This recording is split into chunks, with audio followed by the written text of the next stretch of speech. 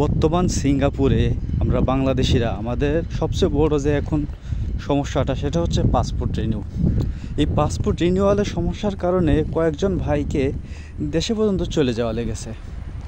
অনেকের এরকম অবস্থা 6 মাস 7 মাস পাসপোর্টের মেয়াদ আছে, অথচ পাসপোর্ট রিনিউ না করতে বলে তার ওয়ার্ক পারমিট রিনিউয়াল করতে পারছে না।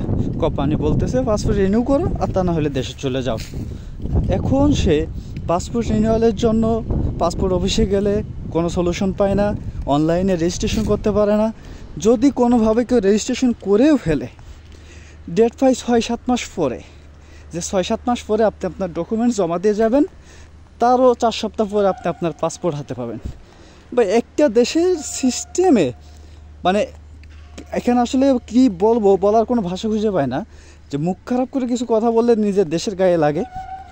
হ্যাঁ, যেসব ব্যক্তিবর্গকে এই দায়িত্বে বসিয়ে রেখেছে, এদের মাথার ভিতরে কি আছে আল্লাহ ভালো জানে, যে এদের এতটুকু কমন সেন্স নাই যে একটা পাসপোর্ট রিনিউ করতে হলে যদি তার 7 থেকে 8 মাস সময় লাগে রিনিউয়ালের জন্য, এই মানুষটার ব্যাকগ্রাউন্ডে কতটা সমস্যা তৈরি হবে এটি কি ওদের মাথায় আসে না? হ্যাঁ, আজ এই কয়েকদিন ধরে আমি চেষ্টা করতেছি আমাদের কোম্পানির বেশ কয়েকজনের পাসপোর্ট রিনিউয়ালের জন্য, যাদের মাত্র 7-8 মাস করে টাইম আছে,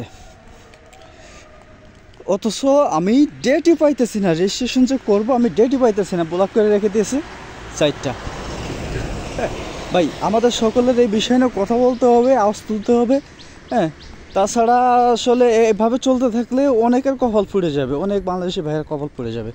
আমাদের উচিত এই বিষয় নিয়ে কথা বলা। ভাই, আপনারা সবাই যেভাবে যেখানে আছেন, নিজেরা পোস্ট করে, টেক্সট করে, ভিডিও বানিয়ে যেভাবে পারেন আপনারা সোশ্যাল মিডিয়াতে একটা আওয়াজ তৈরি করেন।